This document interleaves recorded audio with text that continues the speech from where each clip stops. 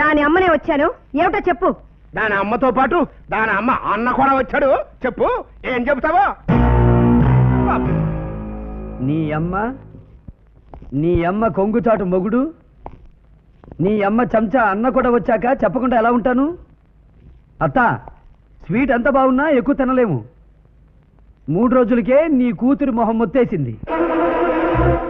ఏమిట్రా తెలివిగా మాట్లాడుతున్నాను అనుకుంటున్నావా? ఇందులో తెలివిగా మాట్లాడడానికి ఏముంది మామ? Very clear. ఎదురు కట్నం తీసుకుని జిల్లా స్థాయిలో పేరు తెచ్చుకోవాలని మీ ఆవిడ చూసింది.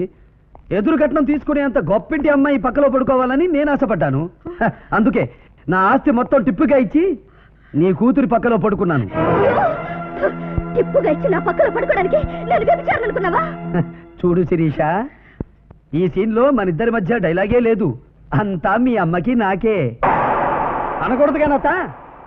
పాలకోవా లాంటి నీ కూతురు పెదాల ముందు